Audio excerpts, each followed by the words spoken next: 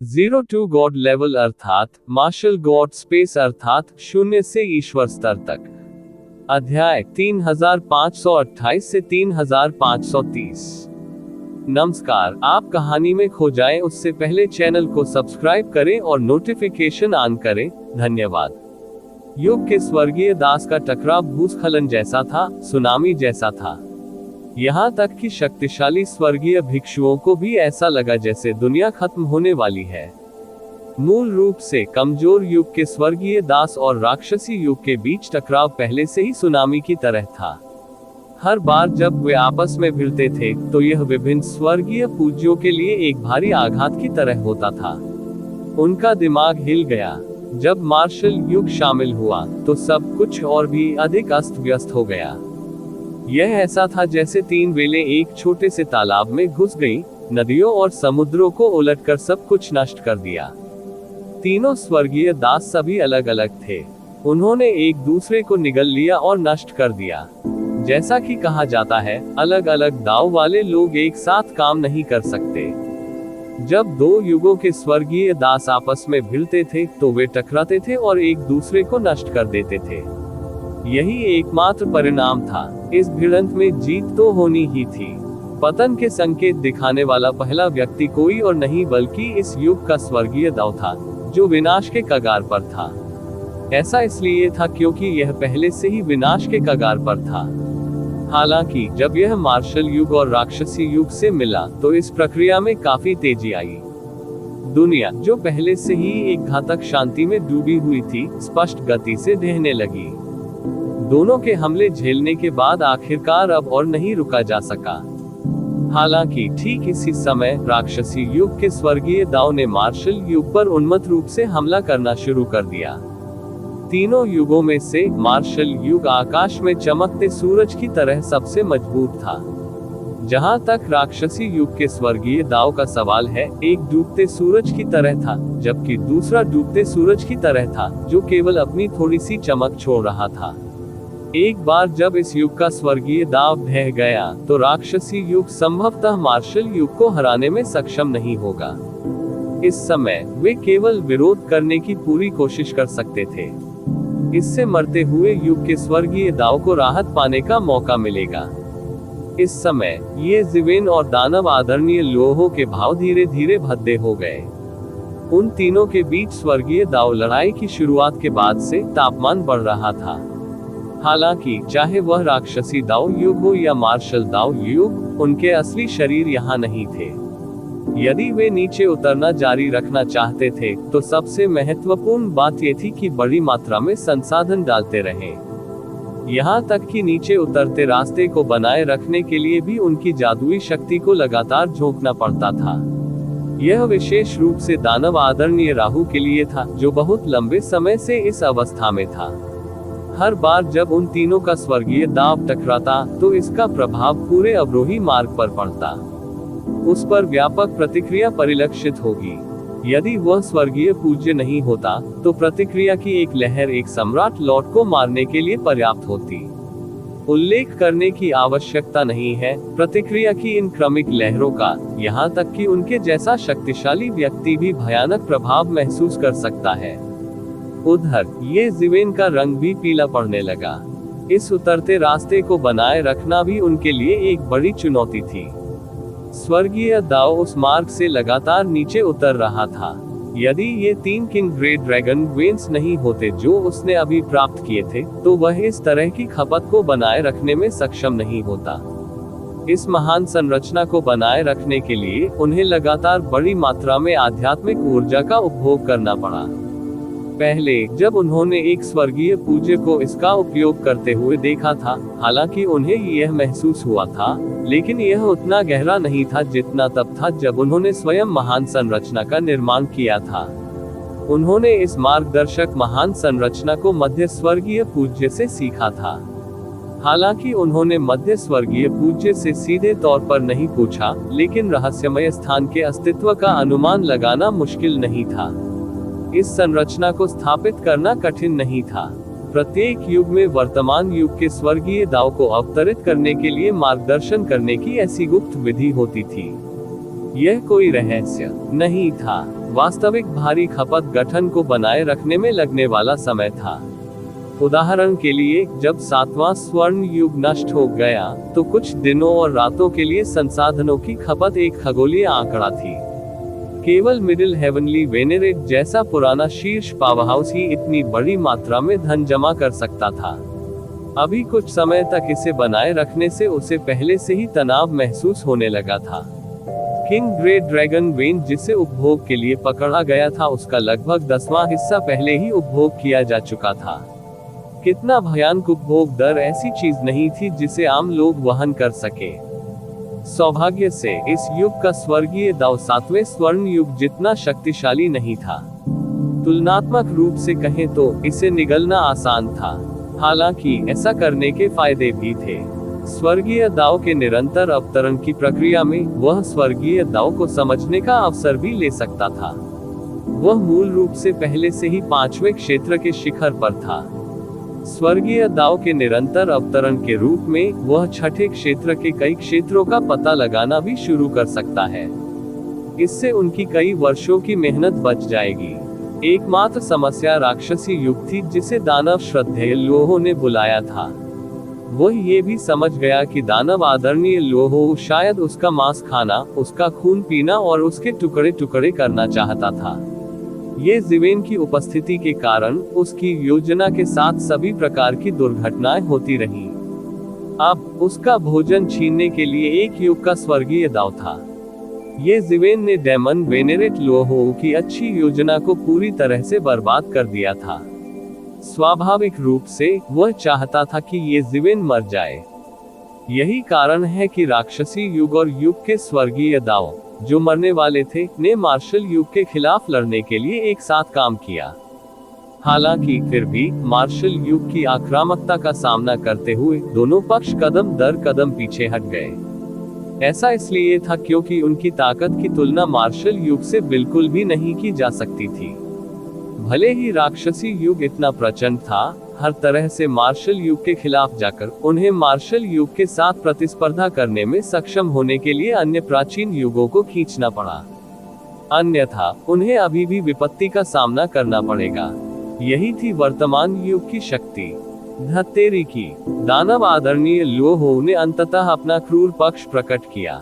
उसने अपने दांत पीस लिए और ये ज़िवेन की ओर देखा। वह जानता था कि ये ज़िवेन ही इस स्थिति से बाहर निकलने की कुंजी थी। जब तक ये ज़िवेन की मृत्यु हो गई, भले ही वह भाग जाए, मार्शल युग का स्वर्गीय दाव तुरंत गायब हो जाएगा।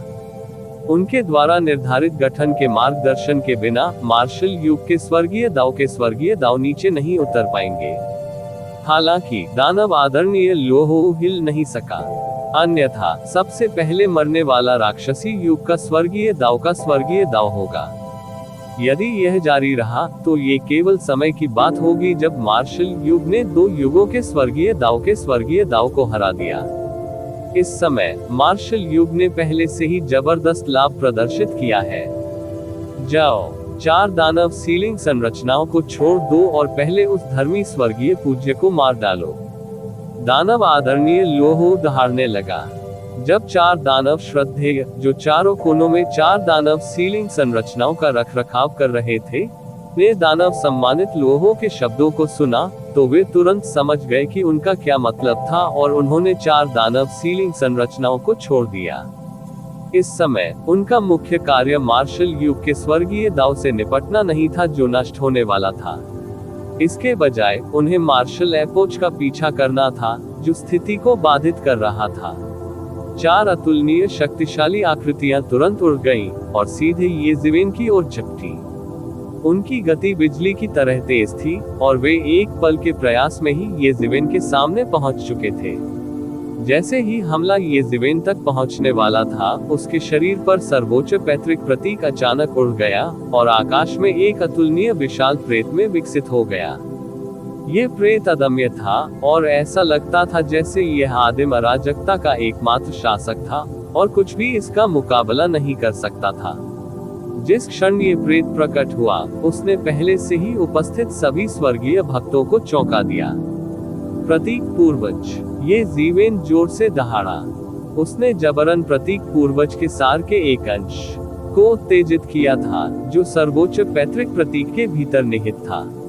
उसने जबरन स्वयं को प्रकट किया था और प्रतीक पूर्वज के पुनरुत्थान का एक चमत्कारी दृश्य बनाने में सक्षम था। हालांकि सर्वोच्च पैतृक तावीज के भीतर रून पूर्वज की युवान आत्मा की एक साधारण सक्रियता ने ड्रैगन नस के 5वें हिस्से को खत्म कर दिया था। उसके शरीर के भीतर एक काली किंग ग्रेट ड्रैगन नस संघर्ष कर रही थी और बुरी तरह चिल्ला रही थी। ऐसा लगा जैसे उसकी आध्यात्मिक ऊर्जा एक पल में लुप्त हो गई हो। उसकी आध्यात्मिक ऊर्जा का 5वां हिस्सा खत्म हो गया था। प्रतीक पूर्वज की आभा अद्वितीय थी। इसने वास्तव में इन दानव भक्तों को चौंका दिया जो आगे बढ़ रहे थे। हालांकि ये दानव पूज्य वास्तव में राक्षसी के महाशक्तिशाली थे।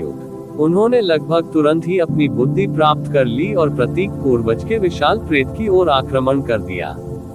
ऐसा इसलिए था क्योंकि ये जीवेन वर्तमान में प्रतीक पूर्वज के प्रेत के भीतर था। यदि वे प्रतीक पूर्वज के प्रेत को नष्ट नहीं कर सके तो वे ये जीवेन को नुकसान नहीं पहुंचा पाएंगे। ये जीवेन ने अपने दांत भींच लिए। प्रतीक पूर्वज के प्रेत को बनाए रखने के लिए उसे बड़ी मात्रा में आध्यात्मिक ऊर्जा खर्च करनी पड़ी। राक्षसी युग की किंग ग्रेट ड्रैगन नास, जिसे उसने उपभोग्य वस्तु के रूप में उपयोग किया था, लगातार जल रही थी। प्रतीक पूर्वज के प्रेत को बनाए रखने के अलावा सबसे महत्वपूर्ण बात नीचे उतरने वाले मार्ग को बनाए रखना था। जैसा कि कहा जाता है, हर चीज के पक्ष और विपक्ष होते हैं। हालांकि इन दानव भिक्षुओं ने उस पर हमला करने के लिए इस युग के स्वर्गीय कानून को सील करने के लिए 4 दानव सीलिंग संरचनाओं का उपयोग करना छोड़ दिया था, वह एक अनिश्चित स्थिति में पड़ गया था। इसी तरह 4 दानव सीलिंग फॉर्मेशन द्वारा इसे सील किए बिना मार्शल एपोच के स्वर्गीय दाव की इच्छा बहुत मजबूत थी। ऐसा इसलिए था क्योंकि 4 दानव सीलिंग संरचनाओं ने न केवल इस युग के स्वर्गीय कानून को सील कर दिया था, बल्कि उन्होंने मार्शल युग के स्वर्गीय कानून के वंश को भी अवरुद्ध कर दिया था। अब जब मुहर हट गई, तो इस युग के स्वर्गीय कानून की शक्ति, जो नष्ट होने वाली थी, अचानक काफी बढ़ गई। सील किए बिना ये जीवेन को बुलाने की शक्ति भी काफी बढ़ गई। हालांकि इससे भी अधिक भयावह बात ये थी कि मार्शल युग की शक्ति भी काफी बढ़ गई थी। बिना किसी प्रतिबंध या हस्तक्षेप के इसे उस छेद से नीचे नहीं उतरना था जो ये जीवेन ने सर्वोच्च पैतृक तावीज के साथ बनाया था। ये सभी दिशाओं से उतर सकता है और सब कुछ कुचल सकता है। इस समय वर्तमान युग के स्वर्गीय कानून की शक्ति को स्पष्ट रूप से प्रदर्शित किया गया था। हालांकि वह स्वर्गीय दाओ युग, जो विलुप्त होने के कगार पर था, बहुत मजबूत हो गया था, फिर भी यह मार्शल युग की तुलना से बहुत दूर था। समय की कुछ ही सांसों में स्वर्गीय दाओ युग ढह गया था। मार्शल युग ने पूरे युग को निगल लिया था। मार्शल युग द्वारा 7वें धातु युग को निगल लेने के बाद मार्शल युग और भी मजबूत हो गया। ये जीवेन मार्शल युग की वसीयत में 7वें धातु कानूनों को भी उतरते हुए देख सकते थे, जो सामान्य कानूनों की तुलना में बहुत अधिक सक्रिय थे। प्रतिवेदन बंद अध्याय। आप आज के लिए अपनी पढ़ने की सीमा पहले ही पार कर चुके हैं। यदि आप और अधिक पढ़ना चाहते हैं तो कृपया लॉग इन करें। लॉग इन करें। किसी भी खराब अनुवाद के बारे में हमें बताने के लिए टेक्स्ट का चयन करें और रिपोर्ट पर क्लिक करें। लेस देन पिछला सूचकांक अगला ग्रेटर देन युगों के बीच इस टकराव में वृद्ध धातु का कानून एक तेज चाकू की तरह था, जो स्वर्ग के रास्ते के उस युग में बेरहमी से वार कर रहा था जो नष्ट होने वाला था। इस बार स्वर्ग के मार्ग का युग जो नष्ट होने वाला था, इतनी जल्दी नष्ट हो गया। वृद्ध धातु के नियम के प्रभाव को कम करके नहीं आंका जाना चाहिए। जाहिर है, वृद्ध धातु युग को निगलने के बाद मार्शल युग और भी मजबूत हो गया था। स्वर्ग के मार्ग के उस युग को निगलने के बाद जो नष्ट होने वाला था, ये जीवेन स्पष्ट रूप से महसूस कर सकते थे कि मार्शल युग फिर से मजबूत हो गया है। हालांकि इस वृद्धि की सीमा उतनी अतिरंजित नहीं थी जितनी कि जब इसने वृद्ध धातु युग को निगल लिया था। मार्शल युग जैसे शक्तिशाली युग के लिए वृद्धि की यह डिग्री काफी भयावह थी। सबसे स्पष्ट बात यह थी कि यह और अधिक आक्रामक हो गया था। स्वर्ग के मार्ग के युग को नष्ट करने के बाद जो नष्ट होने वाला था, उसने सीधे राक्षसी युग की स्वर्ग की इच्छा पर हमला किया। हालांकि राक्षसी युग स्वर्ग के मार्ग का युग नहीं था जो नष्ट होने वाला था, इसकी तुलना इसके चरम से नहीं की जा सकती। इसके अलावा ये राक्षसी युग का घरेलू मैदान नहीं था, वे सभी दूर थे, इसलिए उनके बीच ताकत का अंतर बहुत स्पष्ट था। राक्षसी युग मार्शल युग का मुकाबला नहीं था, मार्शल युग की तो बात ही छोड़ दें, जो और भी मजबूत हो गया था। मार्शल युग की स्वर्ग की इच्छा राक्षसी युग की स्वर्ग की इच्छा को एक झटके में निगल जाना चाहती थी। हालांकि स्वर्ग के रास्ते की इच्छा के एक हिस्से को भस्म करने से जो कि उतरने वाला था, मार्शल युग को और भी मजबूत बना देगा। हालांकि दानव आदरणीय लोहो केवल इस दृश्य को देख सकते थे, वह कुछ नहीं कर सका। उसे उतरते मार्ग को बनाए रखना था और उसे ढहने से रोकना था। दूसरी ओर दानव आदरणीय ये जिवेन को कुछ नहीं कर सके, जिन्हें सुरक्षा प्राप्त थी प्रतीक पूर्वज की छाया। उनके पास वहां से निकलने का कोई रास्ता नहीं था, पूरी स्थिति गतिरोध में थी। कहना चाहिए कि राक्षसी युग के लोग इस असमंजस में थे कि वे ये जिवेन का कुछ नहीं कर सकते। इस बीच ये जिवेन धीरे धीरे अपना लाभ बढ़ा रहा था। राक्षसी युग की स्वर्ग के रास्ते की इच्छा को मार्शल युग की स्वर्ग के रास्ते की इच्छा द्वारा लगातार पराजित किया गया था। ये बिल्कुल वैसा ही था जब राक्षसी युग की स्वर्ग की इच्छा ने स्वर्ग की इच्छा पर हमला किया जो नष्ट होने वाली थी। यह उसी स्तर का प्रतिद्वंद्वी नहीं था। वर्तमान युग में किसी भी युग के स्वर्गीय दाव की तुलना मार्शल युग से नहीं की जा सकती। यह मार्शल युग का स्वर्गीय दाव था, इसकी तुलना कोई नहीं कर सकता। हालांकि इसे गतिरोध कहा गया था, लेकिन वास्तव में यह थोड़े समय के लिए ही था। जैसे जैसे मार्शल युग ने अपने पिछले लाभ को पचा लिया, ये तेजी से मजबूत होता गया, और जिस गति से इसने राक्षसी युग की इच्छा को खारिज कर दिया वह और भी तेज हो गया। दो युगों के स्वर्गीय दास के बीच टकराव समुद्र के ज्वार की तरह था। एक ने वैक्स किया तो दूसरे ने वैक्स किया। मार्शल युग तेजी से मजबूत होता गया, लगातार राक्षसी युग के स्वर्गीय दाव की इच्छा को निगलता गया। इस प्रक्रिया में मार्शल युग तेजी से मजबूत होता गया, इसके हमले और अधिक भयावह होते गए। जब दानव आदरणीय लोहो ने ये देखा तो वह स्वाभाविक रूप से समझ गए कि स्थिति को बदलने का कोई रास्ता नहीं था। यदि यह जारी रहा तो उतरते राक्षसी युग के स्वर्गीय मार्ग की इच्छा पूरी तरह से नष्ट हो जाएगी। उस समय उन्हें वास्तव में दोहरा नुकसान उठाना पड़ेगा और भारी नुकसान सहना पड़ेगा।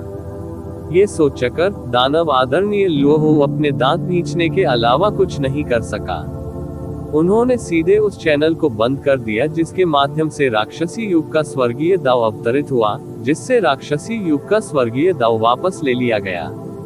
वह नहीं चाहते थे कि मार्शल युग इस तरह से लड़ता रहे, क्योंकि अगर यह जारी रहा तो दानव आदरणीय लोहो ये जिवेन से पहले पकड़ नहीं बना पाएंगे। उसने बहुत अधिक भुगतान किया था और बहुत अधिक नुकसान सहा था। हालांकि उन्हें कुछ भी हासिल नहीं हुआ। कहा जा सकता है कि उन्हें भारी नुकसान हुआ था। हालांकि दानव आदरणीय लोहो ने निर्णायक रूप से राक्षसी युग के स्वर्गीय दाव को वापस ले लिया। राक्षसी युग के स्वर्गीय दाव का एक हिस्सा मार्शल युग द्वारा निगल लिया गया था और बच नहीं सका। इस बार राक्षसी युग को भी भारी हानि उठानी पड़ेगी। यद्यपि यह पिछले युग के स्वर्गीय दाव की तरह मार्शल युग द्वारा पूरी तरह से नष्ट नहीं किया गया था, फिर भी ये बहुत दयनीय था। धिक्कार है धर्मी स्वर्गीय आदरणीय, तुम आज मर जाओगे। अब जबकि राक्षसी युग का स्वर्गीय दाव वास्तव में चला गया था, दानव आदरणीय लोहो अंततः ये जिवेन से निपटने के लिए अपने हाथ मुक्त कर सकता था। वह सचमुच क्रोधित था। उसने जो बैकअप योजनाएं बनाई थी वे सभी ये जिवेन ने एक के बाद एक तोड़ दी। इससे भी अधिक दुखद बात यह थी कि राक्षसी युग के स्वर्गीय दाव को भस्म करने का उनका अंतिम लक्ष्य, जो नष्ट होने वाला था, को मार्शल युग ने निगल लिया, जिससे मार्शल युग और भी भयावह हो गया। उन्हें दोहरा नुकसान हुआ था। अगर यह बात फैल गई तो वह हंसी का पात्र बन जाएगा। उसने इतना अधिक भुगतान कर दिया था कि उसका हिसाब लगाना असंभव था। उस समय से जब उसने गलती से उस युग के स्वर्गीय दाव की खोज की जो नष्ट होने वाला था, उस समय तक जब उसने तैयारी शुरू कर दी, उस समय तक जब उसने येज़ेवेन और अन्य को राक्षसी युग के स्वर्गीय आदरणीय लोहोऊ के वंश की तैयारी के लिए पाया, उसने ऐसा किया न जाने उसने कितने समय से तैयारी की थी और कितनी ऊर्जा खर्च की थी। अब सब कुछ दर्पण में प्रतिबिंब की तरह था। अगर उसने आज येज़ेवेन को नहीं मारा, तो उसे लगा कि उसके अंदर एक हृदय राक्षस पैदा हो जाएगा। ये देखकर कि दानव आदरणीय लोहोऊ ने राक्षसी युग के स्वर्गीय दाव को बुलाना छोड़ दिया था, येज़ेवेन ने राहत की सांस ली। ऐसा इसलिए था क्योंकि वह जानता था कि यह अंततः खत्म हो गया है। इस बार जब से उन्हें दानव आदरणीय लोहोऊ की योजना का पता चला, तब से लेकर उसमें भाग लेने तक उन्होंने अंततः स्थिति का लाभ उठाया और अपना लक्ष्य हासिल कर लिया। उन्होंने राक्षसी युग को मजबूत नहीं बनाया, इसके विपरीत उन्होंने मार्शल युग को मजबूत बनाया। हालांकि उन्होंने एक बड़ी कीमत चुकाई थी, जैसे कि किंग ग्रेट ड्रैगन वेन का उपयोग मार्शल एपोच के स्वर्गीय दाव की स्वर्गीय इच्छा को बुलाने और प्रतीक पूर्वज की छवि को बनाए रखने की प्रक्रिया में किया गया था। उन्होंने इससे बहुत सारे लाभ भी प्राप्त किए थे। यह निस्संदेह वास्तविक लाभ तभी प्राप्त हो सका जब वह मार्शल युग में लौटा। अब सबसे महत्वपूर्ण बात बच निकलना था। दानव आदरणीय लोहोऊ पूरी तरह से क्रोधित थे।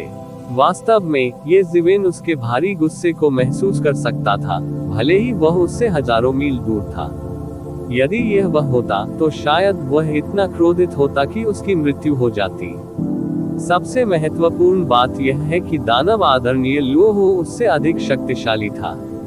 अब केवल एक ही रास्ता था, और वह था भागो। येज़ेवेन ने लगभग तुरंत ही अपना मन बना लिया। उसने तुरंत प्रतीक पूर्वज की छवि रखी और मार्शल युग की दिशा में भाग गया।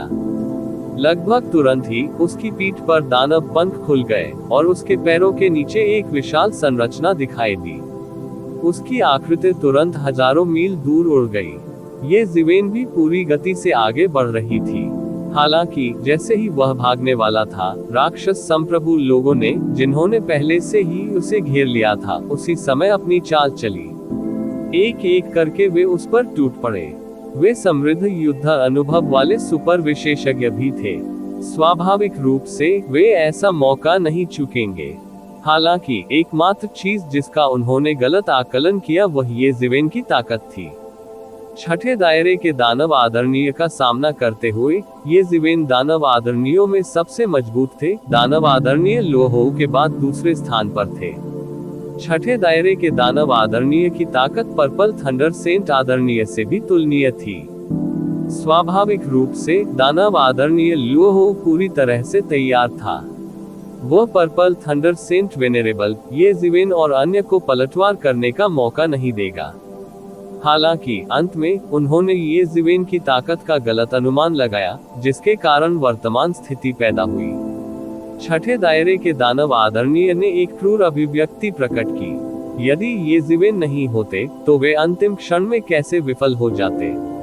ठीक उसी तरह जैसे येज़ेवेन ने 7वें स्वर्ण युग को नष्ट करने में मध्य स्वर्गीय मास्टर की सहायता की थी, उन्होंने उस युग के स्वर्गीय मार्ग को नष्ट करने की प्रक्रिया में बहुत योगदान दिया था जो नष्ट होने वाला था। समय आने पर उन्हें बड़ा लाभ भी प्राप्त होगा। हालांकि येज़ेवेन के कारण उनके सभी प्रयास बर्बाद हो गए। उनके दिलों में नफरत घर कर चुकी थी। क्या तुम्हें लगता है कि तुम मुझे रोक सकते हो? येज़ेवेन ने दहाड़ लगाई और उसके शरीर से एक रिबन सील उड़ गई। वह आकाश में उड़ गया और बड़ा होता गया। पलक झपकते ही वह पर्वत के आकार में बदल गया। फिर ये छठे क्षेत्र के शैतान भगवान की ओर तेजी से गिरा। यह मार्शल आदरणीय सील थी। इतने लंबे समय तक छिपने के बाद येज़ेवेन को आखिरकार अपनी ताकत छुपाने की जरूरत नहीं पड़ी। वह वास्तव में अपनी अतुलनीय शक्तिशाली शक्ति का उपयोग कर सकता था। टकराना। छठे क्षेत्र के दानव आदरणीय को सावधान कर दिया गया क्योंकि उसे लगा कि वह आक्रामक पक्ष में है। उसे उम्मीद नहीं थी कि येज़ेवेन बिना किसी हिचकिचाहट के हमला करेगा। मार्शल आदरणीय सील कितनी भयानक थी, खासकर जब इसे क्यूई ऑफ मेरिट के साथ एकीकृत किया गया था। हालांकि यह योग्यता का पूर्ण पवित्र उपकरण नहीं था, फिर भी यह स्वर्गीय मास्टर दाव उपकरणों में शीर्ष पर था। छठे क्षेत्र का दानव आदरणीय मौके पर चिल्लाया। मार्शल वेनेरेबल सील द्वारा उसे टुकड़े टुकड़े कर दिया गया और उसकी हड्डियां हर जगह उड़ गईं। वह मूल रूप से येज़िवेन को हराना चाहता था, लेकिन उसे ये उम्मीद नहीं थी कि येज़िवेन इतना क्रूर होगा। देखते ही देखते उसके टुकड़े टुकड़े हो गए। हालांकि ये तो केवल शुरुआत थी।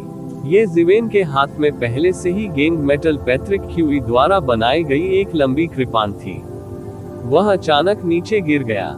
ये बस एक साधारण चाल थी, लेकिन इसमें अतुलनीय रूप से भयानक शक्ति थी। कृपाण ने छठे दायरे के दानव आदरणीय की उजागर आत्मा को शून्य में काट दिया। इस सब का वर्णन करने में बहुत समय लगा, लेकिन यह वास्तव में एक पल में ही घटित हो गया। बस एक पल में छठे दायरे के दानव आदरणीय को येज़िवेन ने टुकड़े टुकड़े कर दिया और उसकी सारी संपत्ति येज़िवेन ने जब्त कर ली। इस क्रूर दृश्य ने तुरंत अन्य 3 दानव लॉर्ड्स को भयभीत कर दिया जो येज़िवेन को घेरने की तैयारी कर रहे थे। हालांकि येज़िवेन ने छठे क्षेत्र के इस दानव भगवान को एक गुप्त हमले से मार डाला था, अन्यथा वह उसे इतनी आसानी से नहीं मार पाता। हालांकि येज़िवेन की ताकत संदेह से परे थी। वह पहले ही 5वें दायरे को पार कर चुका था और छठे दायरे में प्रवेश कर चुका था। ये कुछ ऐसा था जिससे वे बिल्कुल भी निपट नहीं सकते थे। वास्तव में उनके पास केवल 5वें क्षेत्र की खेती थी। वे येज़िवेन से कैसे प्रतिस्पर्धा कर सकते थे? झिझक की इस छोटी सी अवधि के दौरान येज़िवेन पहले ही घेरे से बाहर निकल चुका था और सीधे भाग गया। यदि इन दानव आदरणीयों ने उसे घेर लिया तो वे स्पष्ट रूप से येज़िवेन के कदमों में देरी कर सकते थे। हालांकि वे भी मरेंगे। मृत्यु और अस्तित्व के बीच उन सभी ने अस्तित्व को चुना। कचरे का ये समूह। दानव आदरणीय ल्यूहू गुस्से से आग बबूला हो रहा था। प्रतिवेदन बंद अध्याय। आप आज के लिए अपनी पढ़ने की सीमा पहले ही पार कर चुके हैं। यदि आप और अधिक पढ़ना चाहते हैं तो कृपया लॉग इन करें। लॉग इन करें, किसी भी खराब अनुवाद के बारे में हमें बताने के लिए टेक्स्ट का चयन करें और रिपोर्ट पर क्लिक करें। लेस देन पिछला सूचकांक अगला ग्रेटर देन येज़िवेन को अकड़ते हुए देखकर दानव आदरणीय ल्यूहू को लगा कि ये साथी दानव आदरणीय कूड़े और बदमाशों का एक समूह थे। वे आम दिनों में क्रूर और निर्दयी दिखते थे। हालांकि जब पूरी ताकत लगाने का समय आएगा तो वे डर जाएंगे। हालांकि अपने दिल की गहराई में वह कमोबेश इन साथियों को समझ सकता था, क्योंकि वह येज़िवेन की आश्चर्यजनक युद्ध शक्ति से भी हैरान था। येज़िवेन के बारे में उनका उच्चतम अनुमान केवल छठे क्षेत्र की युद्ध शक्ति के बराबर था, जो कि येज़िवेन द्वारा पहले प्रदर्शित की गई युद्ध शक्ति के अनुरूप भी था। हालांकि येज़िवेन ने अब जो ताकत दिखाई उसने एक बार फिर उसकी समझ और ऊपरी सीमा को ताज़ा कर दिया था। वह युद्ध शक्ति जो छठे क्षेत्र के बराबर थी और वह युद्ध शक्ति जो छठे क्षेत्र को तुरंत मार सकती थी, बिल्कुल एक ही बात नहीं थी। दोनों के बीच के अंतर की गणना तर्क से नहीं की जा सकती। शुरू से ही येज़िवेन ने अपनी समझ और ऊपरी सीमा को लगातार ताज़ा किया था। अब तक ये ठीक इसलिए था क्योंकि वह उन्हें सावधानी से पकड़ता रहा था कि वह उन दानव आदरणीयों को डराने में सक्षम था। अन्यथा सामान्य परिस्थितियों में ये कैसे संभव हो पाता? हालांकि येज़िवेन के अंतहीन तुरुप के पत्ते अभी भी उसे सिरदर्द दे रहे थे। उसने ऐसे लोगों को देखा था जिनके पास अनगिनत तुरुप के पत्ते थे, लेकिन उसने कभी किसी ऐसे व्यक्ति को नहीं देखा था जो हर बार तुरुप का पत्ता इस्तेमाल करने पर अपनी युद्ध शक्ति को एक हिस्से तक बढ़ा सके। हालांकि ठीक इसी वजह से उसने येज़िवेन को मारने का विचार बनाया था। ये व्यक्ति बहुत खतरनाक था और वह मार्शल युग का एक स्वर्गीय आदरणीय प्रतिभा भी था। इससे भी अधिक वह उसे जाने नहीं दे सका और उसे मारना पड़ा। ऐसा इसलिए था क्योंकि उन प्राचीन युगों के महान विनाश का अनुभव करने के बाद इन स्वर्गीय आदरणीयों के लिए वर्तमान युग के स्वर्गीय आदरणीयों के समान तेजी से विकसित होना बहुत कठिन था। इसलिए जब किसी का पता चलता था तो उसे मार देना पड़ता था। तुम किसका इंतजार कर रहे हो? जल्दी करो और उसका पीछा करो। इस समय दानव आदरणीय ल्यूहू दहाड़ उठे।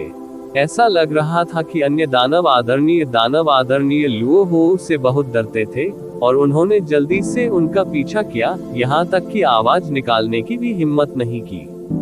साथ ही वे ये भी समझ गए कि यह उनकी पिछली झिझक के कारण ही था कि ये ज़िवेन इतनी आसानी से बच निकली थी। इसलिए उन्होंने कुछ भी कहने की हिम्मत नहीं की और जल्दी से उसके पीछे चल दिए। एक विशाल और असीमित अराजकता में, रात के आकाश में उल्का की तरह एक आकृति चमकती हुई, अराजकता से गुजरती हुई। उसकी गति इतनी तेज थी कि ऐसा लग रहा था मानो वह अंतरिक्ष को चीरकर टेलीपोर्ट कर रहा हो। उसकी आकृति टिमटिमा रही थी, और हर बार जब वह प्रकट होता था, तो वह अपने मूल स्थान से कम कई दसियों लाख किलोमीटर दूर होता था।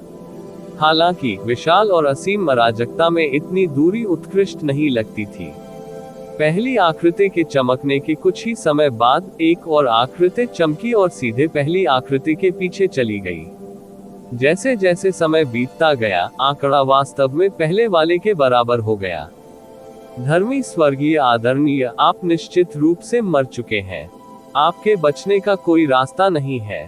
भले ही आप मार्शल युग में भाग लें, फिर भी आप मरेंगे। पूरे अराजकता क्षेत्र में एक गगनभेदी दहाड़ गूंज उठी, जो प्रचंड ज्वार की तरह फैल गई। पूरा कैस्पेस राक्षसी जंगली भेड़ियों से भरा हुआ था। जैसे ही यह आकृति आगे बढ़ी, काफी देर बाद आखिरकार 3 आकृतियां उसके पीछे चली गईं। सामने की 2 आकृतियों की गति की तुलना में उनकी गति निस्संदेह बहुत धीमी थी। वे केवल दूर से ही अनुसरण कर सकते थे। वास्तव में वे अब सामने की 2 आकृतियों की स्थिति भी नहीं देख पा रहे थे। वे केवल सामने वाले व्यक्ति द्वारा छोड़े गए निशानों का पीछा कर सकते थे। ये ज़िवेन बदहवास होकर भाग गई, रुकने की बिल्कुल भी हिम्मत नहीं कर रही थी। वह पहले ही 1 महीने से उड़ रहा था, एक पल के लिए भी रुकने की हिम्मत नहीं कर रहा था। उसके पीछे दानव आदरणीय लुओ हो मिल रहा था नजदीक और नजदीक। दायरे और कौशल के मामले में लुओ हो ये ज़िवेन की तुलना में कहीं अधिक भयानक था, जिसकी युद्ध शक्ति 7वें दायरे के करीब थी। भले ही ये ज़िवेन ने अपने सभी तरीकों का इस्तेमाल कर लिया था, फिर भी वह उसे हिला नहीं सका। इसके विपरीत वह धीरे धीरे पकड़ बना रहा था। सौभाग्य से ये ज़िवेन ने बहुत जल्दी शुरुआत की थी, और शुरुआत से ही दानव आदरणीय लुओ हो को बहुत पीछे छोड़ दिया था। अन्यथा वो बहुत पहले ही पकड़ लिया गया होता। हालांकि इस पीछा करने के दौरान ये ज़िवेन बता सकता था कि लुओ हो का कौशल मून सिटी लॉर्ड से कहीं कम था। मध्य स्वर्गीय आदरणीय की तो बात ही छोड़ दे। यदि यह मून सिटी लॉर्ड होता, तो उसने पहले ही ये ज़िवेन को पकड़ लिया होता।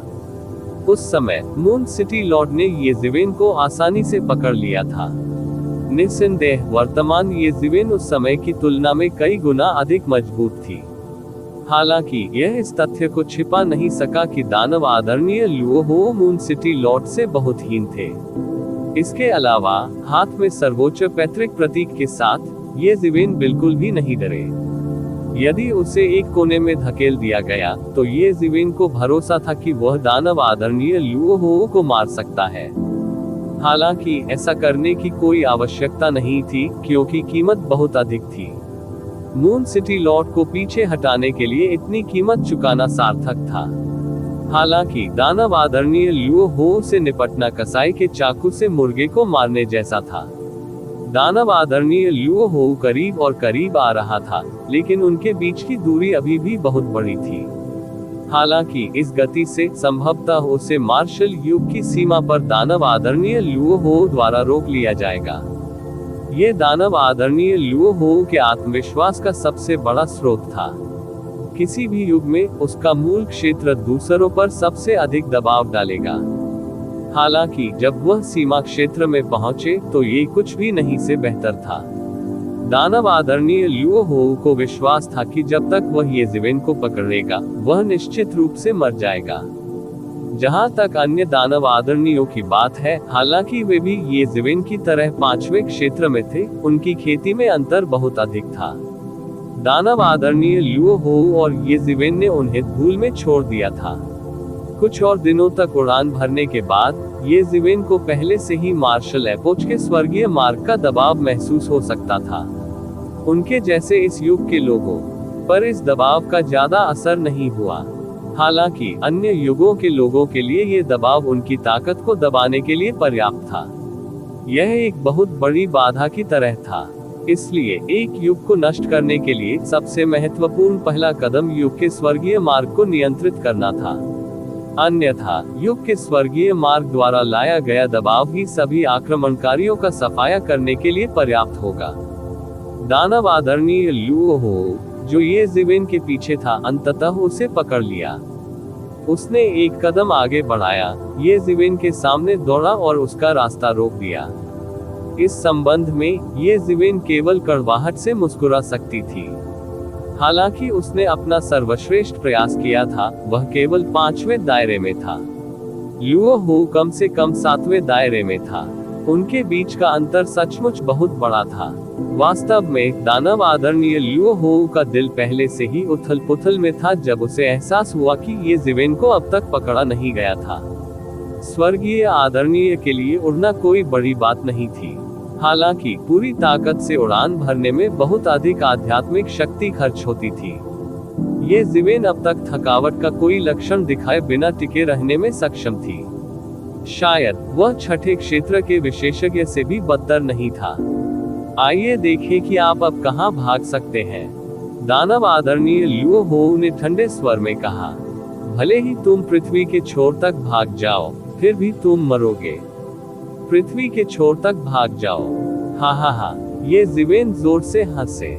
दानव आदरणीय लुओ हो, मुझे लगता है कि आपने शायद स्पष्ट रूप से नहीं देखा है कि यह किसका क्षेत्र है। तो क्या हुआ अगर यह मार्शल युग है? भले ही मेरी खेती कुछ हद तक दबा दी गई हो, फिर भी यह आपसे निपटने के लिए पर्याप्त से अधिक है। दानव आदरणीय लुओ हो ठंडे स्वर में मुस्कुराए। उसने ये शिवेन की बातों को दिल पर नहीं लिया। उनकी राय में ये जिवेन सिर्फ जिद्दी था। ये जिवेन जोर से हंसे, तुम्हें आज अपने अहंकार की कीमत चुकानी पड़ेगी। इससे पहले कि वह बोलना समाप्त करता, ये जिवेन ने पहले ही उसके शरीर में सारी आभा प्रज्वलित कर दी थी। भयानक आभा आकाश में उड़ गई। अब तुम्हें अपनी पूरी ताकत लगाने के लिए बहुत देर हो चुकी है। दानव आदरणीय लुओ हो ने ठंडे स्वर में कहा। हालांकि इससे पहले कि वह बोलना समाप्त कर पाता, उसने आकाश से प्रकाश की अनगिनत किरणें गिरती देखी। प्रकाश की ये किरणें संघनित होकर प्रकाश की किरण बन गईं, और ये जिवेन को इसमें एकीकृत किया गया था। प्रकाश की किरण में ये जिवेन की आभा भी भयावह होने लगी। क्या चल रहा है? इतनी अधिक मेरिट क्यों है? दानव आदरणीय लुओ हो की दृष्टि से वह स्वाभाविक रूप से देख सकता था कि प्रकाश की इस किरण का सार मेरिट क्यू था। बात सिर्फ इतनी थी कि यह बहुत चमकदार था, इसलिए यह प्रकाश की किरण में बदल गया। हालांकि उन्हें तुरंत इसका कारण पता चल गया। ऐसा इसलिए था क्योंकि ये जिवेन ने मार्शल युग को उस स्वर्गीय मार्ग को नष्ट करने में मदद की थी जो नष्ट होने वाला था। यहाँ तक कि उसने राक्षसी युग के स्वर्गीय मार्ग का एक हिस्सा भी निगल लिया था। अब यह उसका इनाम था। पहले वह स्वर्गीय मार्ग को नष्ट करना चाहता था जो नष्ट होने वाला था। काफी हद तक ऐसा इसलिए था क्योंकि वह राक्षसी युग से मेरिट क्यूई प्राप्त करना चाहता था। इस समय वह स्वाभाविक रूप से समझ गया कि क्या हुआ था। वह मेरिट क्यूई के उपयोग के बारे में भी बहुत स्पष्ट थे। इसके अलावा वहां बहुत अधिक और इतनी घनी मेरिट क्यूई उतर रही थी। अंततः उसकी अभिव्यक्ति बदल गई। अब जाकर ही उसे आखिरकार समझ आया कि ये जिवेन क्या करने की कोशिश कर रही थी। ये पता चला कि ये जिवेन का असली उद्देश्य यही था। पिछले सभी पलायन कुछ भी नहीं थे। ये हत्या की चाल थी जिसे ये जिवेन ने तैयार किया था। हालांकि वह पहले बहुत आश्वस्त था और उसने इन चीजों के बारे में नहीं सोचा था, लेकिन इससे कोई फर्क नहीं पड़ता। क्या आपको लगता है कि मेरिट क्यूई की मदद से आप मेरे प्रतिद्वंद्वी हैं? ताकत और दायरे में अंतर एक समान है, चाहे कोई भी हो। इसे दूर करना आपके लिए असंभव है। इससे पहले कि दानव आदरणीय लुओ हो ने बोलना समाप्त किया, वह पहले ही ये जिवेन के सामने दौड़ पड़े। इससे कोई फर्क नहीं पड़ता कि ये ज़िवेन की योजना क्या थी, जब तक दानव आदरणीय लुओ हो उसे मार सकता था, उसकी सभी योजनाएं उल्लेख करने लायक नहीं थी। हालांकि वह आश्वस्त था, लेकिन वह ये ज़िवेन को इस तरह बढ़ने नहीं देना चाहता था, वरना कोई नहीं जानता था कि कैसा हादसा हो जाएगा। हाँ, ये केवल अब था कि वह वास्तव में ये ज़िवेन को एक वास्तविक प्रतिद्वंद्वी के रूप में मानता था जो उसके जीवन को खतरे में डाल सकता था। पहले की तरह, ये ज़िवेन उनकी नज़र में पर्पल थंडर, सेंट वेनेरेबल और अन्य लोगों से अलग नहीं थे। वे वध होने की प्रतीक्षा कर रहे मेमने मात्र थे। अब, ये ज़िवेन अंततः उससे लड़ने के योग्य हो गया। हालांकि यह अज्ञात था जब दानव आदरणीय लुओ हो के हाथ में एक कीमती कृपाण दिखाई दी थी। इसने प्राचीन शांति को तोड़ दिया। बस ये कृपाण स्वर्ग और पृथ्वी के निर्माण का सही अर्थ प्रदर्शित करता प्रतीत हुआ। इसमें स्वर्ग और पृथ्वी को नष्ट करने की क्षमता थी। बस, इस कृपाण ने स्वर्ग और पृथ्वी को चीर डाला और ये ज़िवेन की ओर बढ़ गया, जो मेरिट क्यूई से घिरा हुआ था। प्रतिवेदन लॉग इन करें। किसी भी खराब अनुवाद के बारे में हमें बताने के लिए टेक्स्ट का चयन करें और रिपोर्ट पर क्लिक करें। लेस देन पिछला सूचकांक, अगला ग्रेटर देन। इसी प्रकार के अपडेट्स लेते रहने के लिए हमारे चैनल ऑडियो बुक्स 108 को सब्सक्राइब करें और नोटिफिकेशन ऑन करें। धन्यवाद।